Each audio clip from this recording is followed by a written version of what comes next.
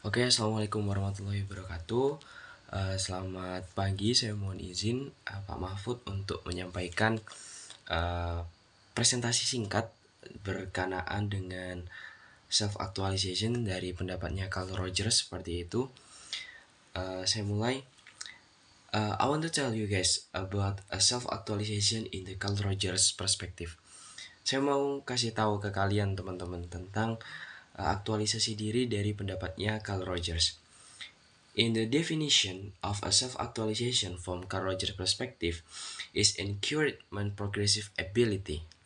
Jadi dalam pendapatnya Carl Rogers, self-aktualisasi itu merupakan dorongan yang progresif untuk setiap kemampuan yang dimiliki oleh individu.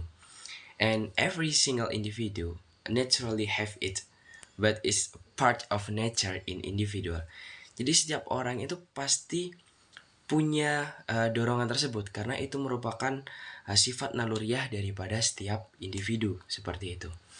When we want to have a self actualization, it is have some factor can be support we to get a self actualization in the Carl Rogers perspective. Jadi ada beberapa faktor pendorong gitu agar kita mampu merealisasikan ataupun mewujudkan self actualization dalam pendapatnya Carl Rogers. In the first is a self concept. It is a foundation of ourself. Jadi yang pertama adalah kita harus memiliki konsep diri yang baik. Karena konsep diri yang baik itu merupakan pondasi awal kita dalam mewujudkan self actualization menurut pendapatnya Carl Rogers. And self concept have a static characteristic. Jadi self concept itu punya karakteristik ataupun punya ciri-ciri yang statis seperti itu. And in situation, jadi pada situasi ini everyone must maintain their self concept in their life. Jadi setiap individu gitu itu pasti akan menjaga self conceptnya itu dalam kehidupannya seperti itu. It's example like consider himself that he is a smart or a good. Jadi salah satu contohnya adalah pandangan kalau semisal dia itu ganteng, dia itu pandai seperti itu. In the second is a self-acceptance. It's very important to our life. Jadi yang kedua adalah penerimaan diri, dan penerimaan diri ini menjadi hal yang penting dalam kehidupan kita. We must able to control our strength, our weakness in our life. Jadi kita harus mampu mengontrol kelebihan dan juga kekurangan kita dalam kehidupan yang kita lalui saat ini gitu. But it's very challenging because everyone have a tendency to be a good or to be a perfect person. Jadi ini akan sangat menantang teman-teman berkaitan dengan self acceptance karena tiap individu itu pasti punya tendensi, punya kecenderungan untuk menjadi pribadi yang sempurna. But when we can realize a self acceptance in our life, it is can make our life valuable. Jadi ketika kita mampu untuk merealisasikan penerimaan diri kita, itu akan membuat kehidupan kita ini menjadi bermakna. And we are not comparing our weakness and our strength with another. Jadi kita tidak lagi nantinya membandingkan antara kelebihan dan juga kekurangan yang kita miliki dengan orang lain. In the third is interpersonal relationship. We are a social being. Jadi yang ketiga adalah hubungan interpersonal. Kita harus menyadari bahwasannya kita ini merupakan makhluk sosial. And every individual outside ourselves is the part of our life. Jadi kita juga harus menyadari bahwasannya individu di luar diri kita itu merupakan bagian dari kehidupan kita yang utuh ini. And in Carl Rogers perspective, we must understand positive regard and unconditional positive regard. Dan dalam pendapatnya Carl Rogers sendiri, kita harus memahami adanya positive regard dan unconditional positive regard.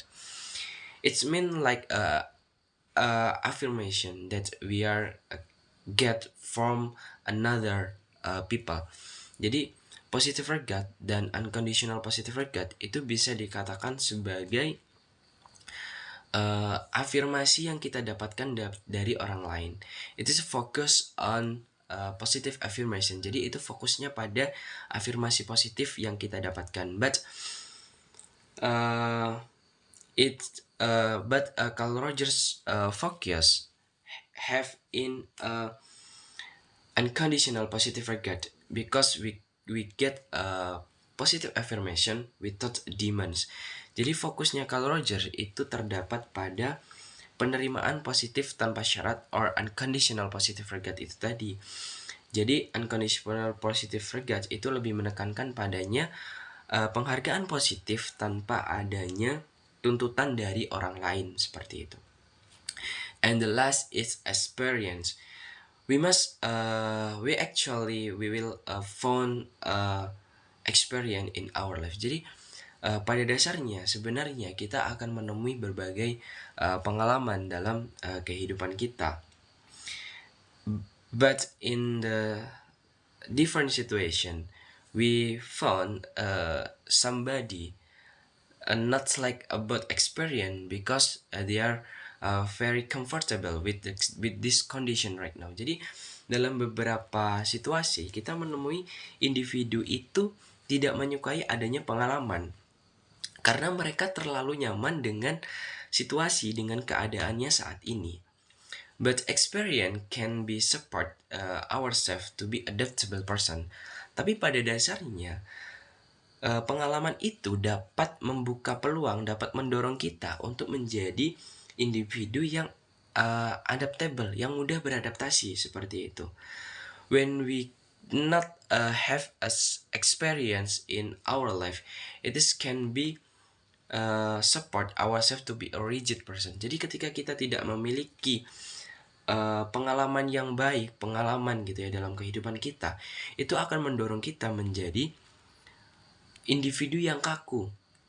And in the Carl Rogers perspective, when we don't have experience, we will get a incongruent situation. Jadi ketika kita tidak mendapatkan atau tidak memiliki pengalaman dalam pandangannya Carl Rogers, itu bisa jadi kita mengalami situasi incongruence, seperti itu.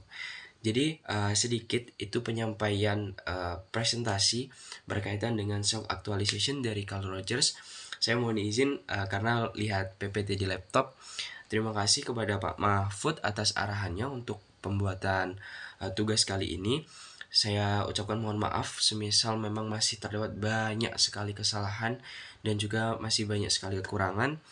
Dan sekian, terima kasih atas perhatiannya. Wassalamualaikum warahmatullahi wabarakatuh.